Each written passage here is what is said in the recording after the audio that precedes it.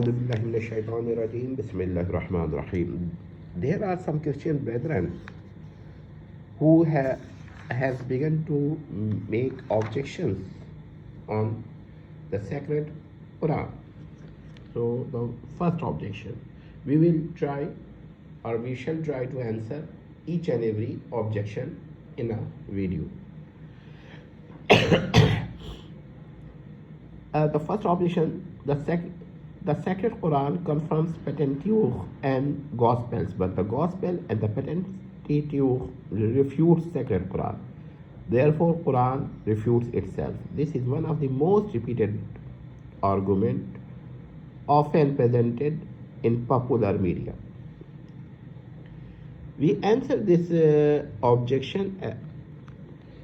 Sacred Quran doth confirm, doth confirm Tanakh and Injil, Torah and Injil, not Tanakh, sorry, Torah and Injil. Torah, now we discuss Torah.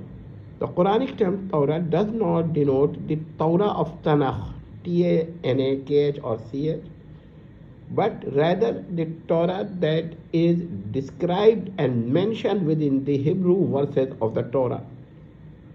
So in Deuteronomy 1:5, we may say that Torah is referred in the Torah of Tanakh or Hebrew Bible. It says, beyond the Jordan, in the land of Moses began to expound this Torah. Now, this is a Torah that is referred in the Torah of Tanakh. So, Quran is not referring to the Torah of Tanakh, but this Torah as Torah. And now 444.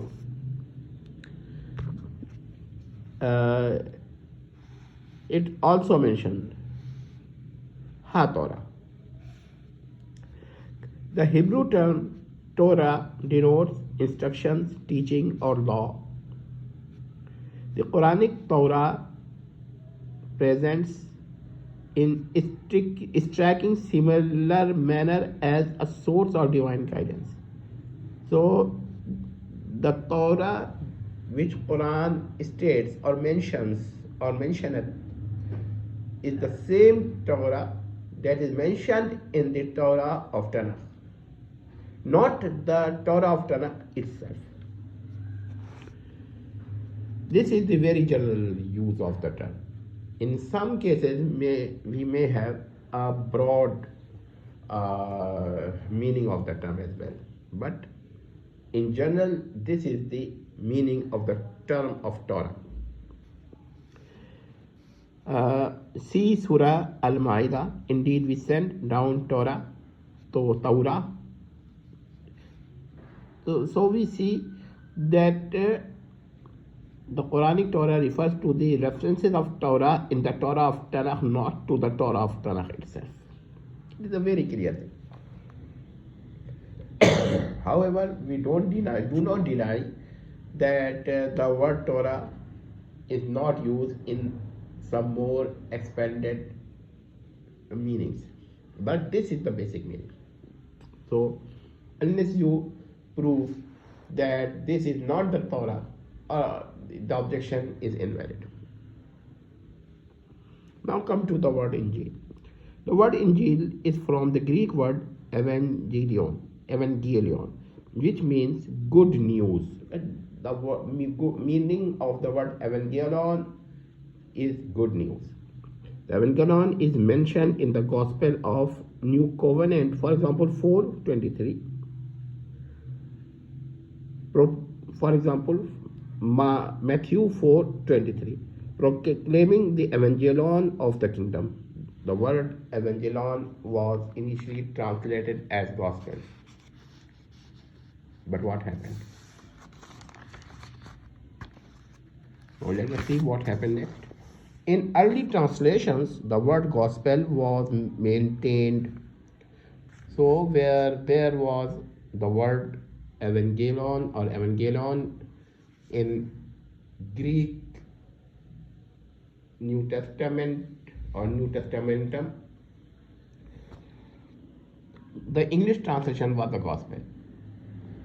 But later, the message proclaimed by Iēsous alayhi salam himself was translated as good news and not as gospel. However, the term gospel as gospel, according to Mark or according to Matthew, etc., or etc., the word gospel was maintained for them.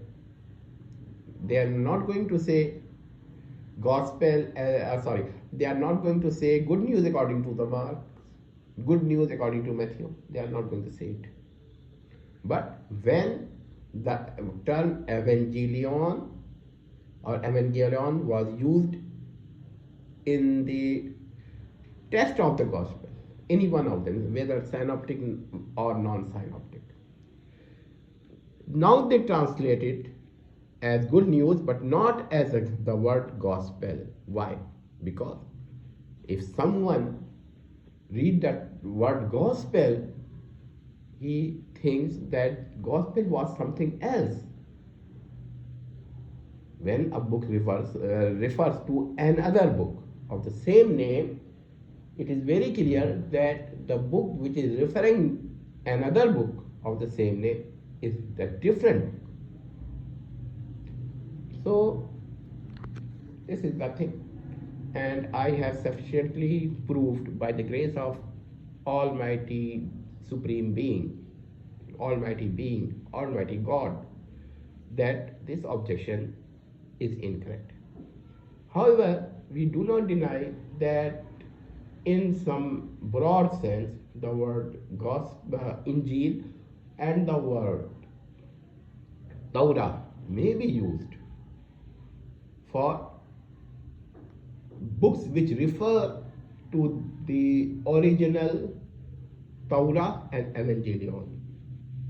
So, one Christ and one gospel, one Christ and one Evangelion. No plurality of gospels there. It is hoped that the objection is answered satisfactorily. Thank you. Wassalam.